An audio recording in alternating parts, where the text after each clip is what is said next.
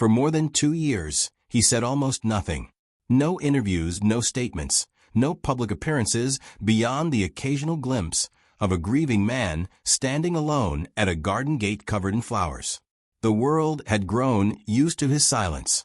Then, slowly, carefully, Erwin Bach began to speak again, and what he revealed about love, loss, and the woman who changed his life caught even long-time fans off guard.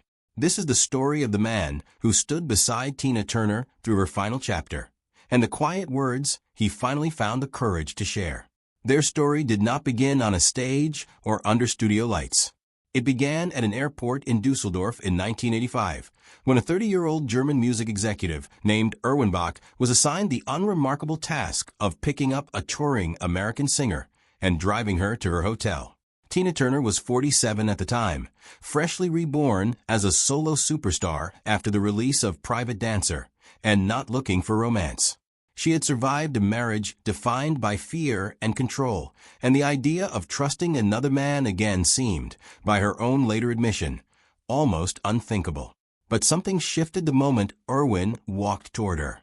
She would describe it years later in conversation with Oprah Winfrey, recalling that her heart began racing the instant she saw him, that her hands grew unsteady, and that an unmistakable thought crossed her mind.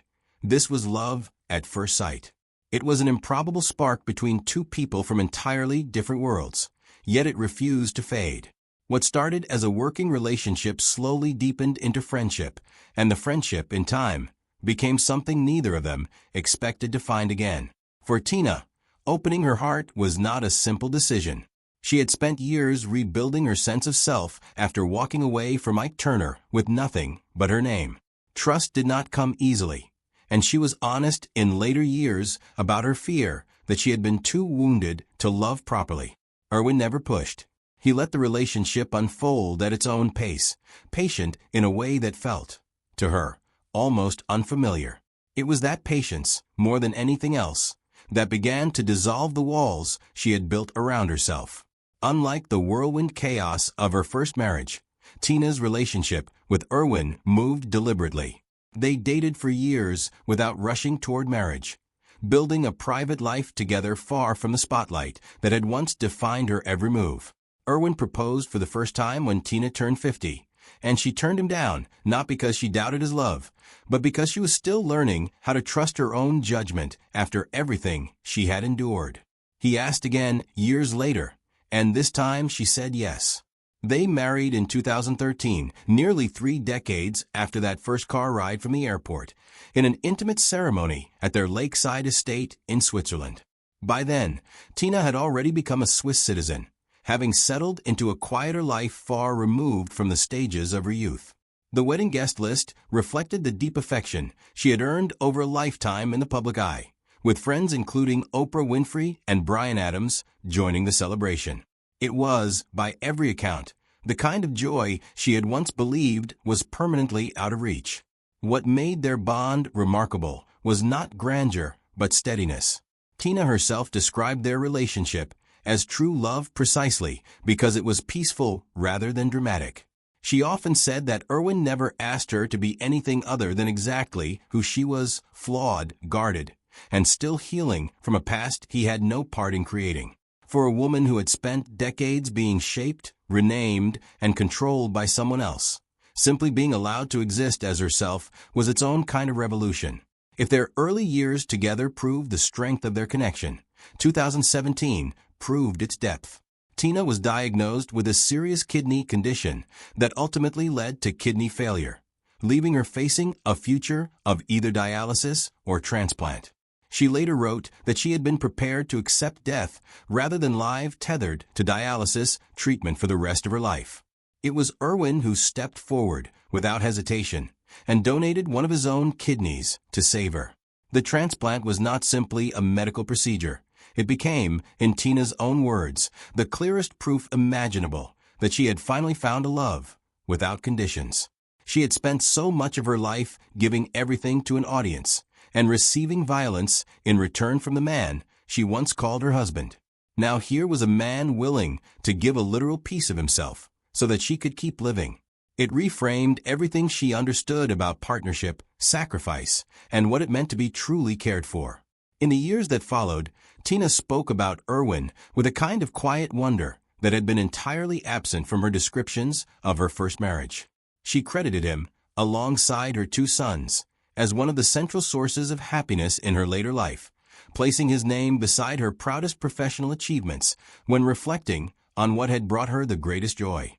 The girl who had once survived abandonment, abuse, and public scrutiny had found, in her final decades, something she rarely allowed herself to believe was possible, a love that asked nothing of her except to be alive and to be herself.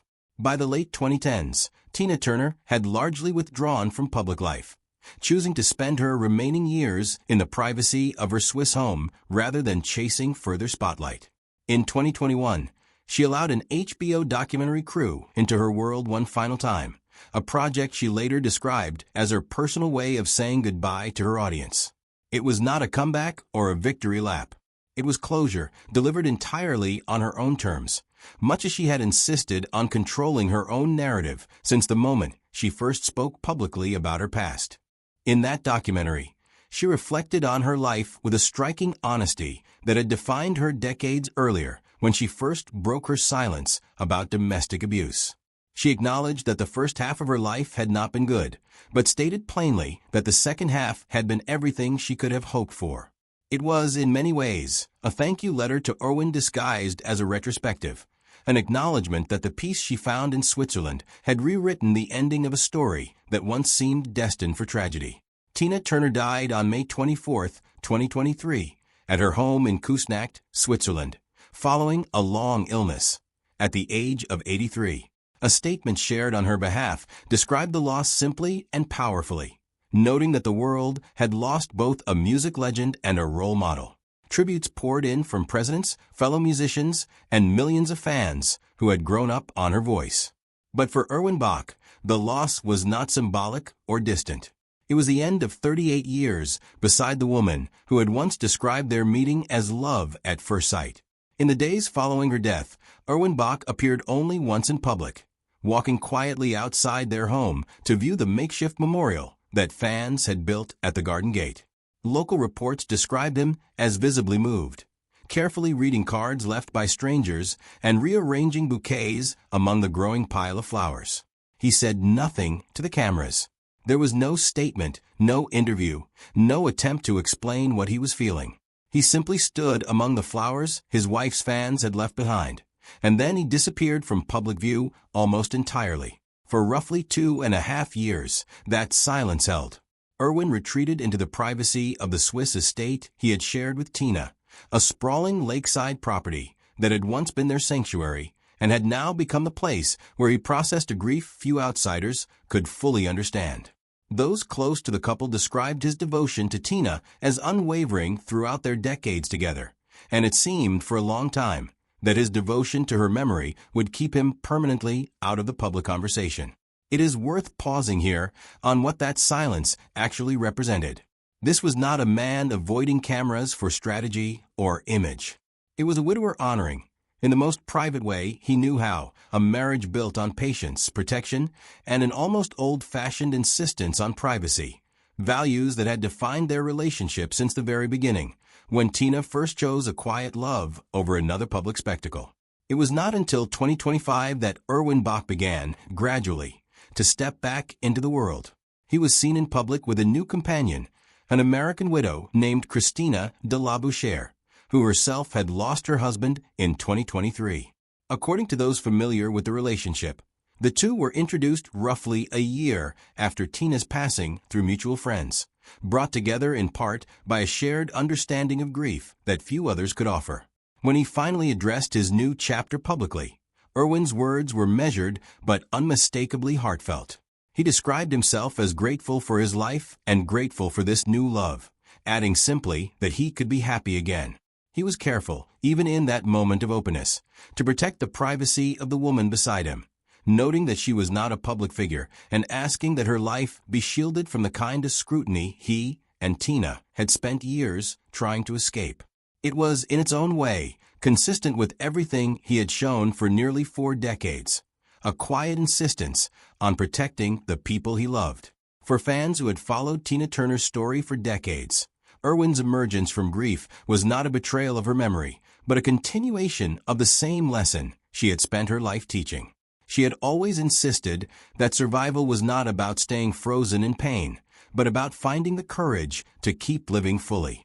Irwin's choice to once again seek happiness, rather than disappear permanently into mourning, echoed the very philosophy that had carried Tina from a girl abandoned in Tennessee to a global icon who refused to let her past define her ending.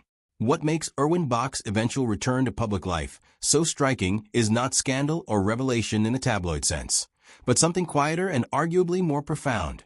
Proof of how deeply one relationship can reshape a person's entire understanding of love. He spent 27 years choosing Tina before marrying her, donated a piece of his own body to keep her alive, and then spent years afterward refusing to speak about losing her until he was genuinely ready. When he did speak, his words were not dramatic confessions, but simple statements of gratitude for the life he had lived with her, and for the fact that he could still feel joy after losing her. In many ways, his journey mirrors the very themes that define Tina's own legacy. She taught the world that healing does not erase pain, but coexists with it. That strength is not the absence of grief, but the willingness to keep moving through it. Irwin's quiet path from devoted husband to silent widower, to a man cautiously reopening his heart reflects that same hard-won wisdom, learned firsthand from the woman who spent her life proving that survival and joy were never mutually exclusive. Tina Turner's voice may have gone silent in 2023, but the story of her final decades, built on trust, patience, and a love that finally asked nothing of her but to be herself, continues through the man who loved her until the very end, and who, in his own time and his own words, finally found the strength to keep living. If Tina Turner and Erwin Bach's love story moved you, share your thoughts in the comments below, and stay tuned for more untold stories behind the icons who shaped music history.